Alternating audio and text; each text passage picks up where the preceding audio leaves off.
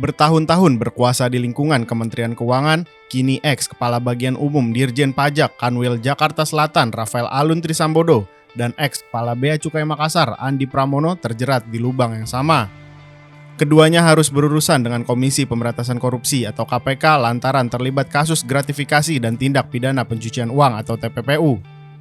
Dari keterangan KPK diketahui Rafael menerima gratifikasi sejak 2011 saat masih bertugas di Jawa Timur. 11-12 Andi Pramono menerima gratifikasi sejak 2012. Di tahun 2011, Rafael Alun Trisambodo diangkat dalam jabatan selaku Kepala Bidang Pemeriksaan, Penyidikan, dan Penagihan Pajak pada kantor wilayah Dirjen Pajak Jawa Timur 1. Dengan jabatannya tersebut diduga Rafael Alun Trisambodo menerima gratifikasi dari beberapa wajib pajak atas pengkondisian berbagai temuan pemeriksaan perpajakannya, kata Firly Bahuri kepada wartawan April lalu. Jika Rafael menggunakan modus sebagai konsultan pajak, Andi Pramono justru berperan sebagai broker atau perantara. Wakil Ketua KPK Alexander Marwata menyebut dalam rentang waktu 2012 hingga 2022, Andi diduga memanfaatkan posisi dan jabatannya untuk bertindak sebagai broker dan juga memberikan rekomendasi bagi para pengusaha yang bergerak di bidang ekspor-impor, sehingga dapat dipermudah dalam melakukan aktivitas bisnis.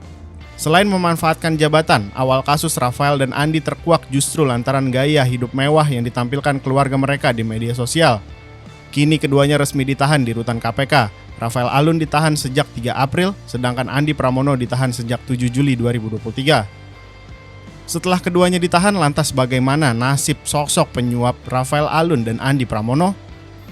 Sejatinya KPK telah memeriksa puluhan saksi terkait dua kasus tersebut. Dari sisi Rafael Alun, hingga saat ini KPK telah memeriksa kurang lebih 40 saksi dari mulai istri, anak, dan adik para pengusaha, komisaris, hingga direktur. Sedangkan untuk tersangka Andi Pramono, sebanyak 33 orang telah diperiksa KPK sebagai saksi dalam perkara gratifikasi dan TPPU terkait urusan barang ekspor-impor pada kantor pelayanan Bea Cukai Makassar itu. Kendati telah memeriksa puluhan saksi, namun hingga kini KPK belum juga merilis nama-nama pemberi suap kepada Rafael Alun dan Andi Pramono. 5 pimpinan KPK yakni Nawawi Pomolango, Alexander Marwata, Johannes Tanak, Nurul Gufron, hingga sang ketua Firly Bahuri saat dihubungi oleh Forum Keadilan pada Jumat 14 Juli 2023 kompak memilih bungkam. Mereka tidak merespon kendati telah membaca pesan berisi pertanyaan wartawan media ini. Senada dengan 5 pimpinan KPK, anggota Komisi 3 DPR RI yang memiliki kewenangan untuk mengawasi kinerja KPK justru enggan memberikan komentarnya ihwal perkara ini. Saya nggak mau ikut campur deh soal tema-tema kasus gratifikasi itu. Yang gampang-gampang aja deh ya, kata Abu Bakar Al-Habsyi dari fraksi PKS saat dihubungi Forum Keadilan Jumat 14 Juli 2023. Tidak hanya Abu Bakar, Wakil Ketua Komisi 3 dari fraksi Gerindra, Habibur Rahman pun merespon demikian. Oh jangan saya lah ya, sorry ya, kata Habibur Rahman. Selaras dengan keduanya, anggota Komisi 3 lainnya, Santoso yang merupakan anggota fraksi Partai Demokrat juga tak ingin memberikan komentar apapun. Kalau soal KPK saya no komen dulu, dia lagi ribut, biarkan dia menyelesaikan masalahnya dulu, yang lain saja, tandasnya. Sementara itu, ex-wakil Ketua KPK Saud Situmorang dengan lantang angkat bicara ihwal kinerja KPK saat ini. Menurut Saud, lembaga anti rasuah itu harus mengubah paradigma internal agar bisa melakukan penyelidikan secara transparan di hadapan publik. Itu dilihat dulu, mungkin ini paradigma di tim penyidik dan penuntut memang dari dulu ada yang harus dirubah. Kalau dia itu gratifikasi cenderung nggak melihat pemberinya. Kalau ini penyidik dan penuntut harus mulai melihat modusnya apa, apakah gratifikasi atau pemerasan.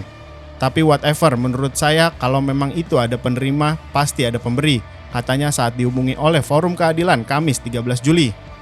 Saud menilai kasus yang melibatkan mantan Kepala Bea Cukai Makassar Andi Pramono memiliki kecenderungan meminta atau melakukan pemerasan. Pasalnya Andi disangkakan dalam kasus gratifikasi dan pencucian uang.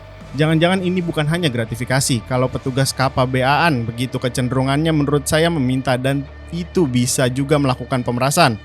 Atau jangan-jangan pemerasan, karena rakyat melakukan korupsi karena memegang kuasa. Kalau gratifikasi habis melakukan pekerjaan terus dikasih sesuatu, sehingga dalam hal ini perlu dipertanyakan harus ada keadilannya, ada kepastiannya, tegasnya. Kata Saud, harusnya KPK bisa melakukan penyelidikan secara terbuka dan diketahui masyarakat Indonesia. Kemudian KPK juga harus bisa memberikan efek jera terhadap kedua belah pihak, pemberi dan penerima korupsi.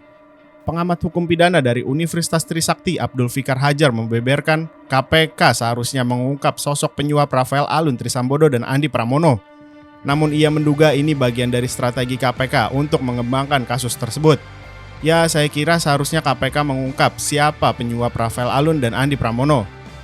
Tetap sangat mungkin ini bagian dari strategi KPK karena untuk mengembangkan pada pihak yang lebih luas sehingga yang bersangkutan tidak melarikan diri atau tidak merusak dan menghilangkan barang bukti, ungkap Fikar kepada Forum Keadilan pada Kamis 13 Juli 2023.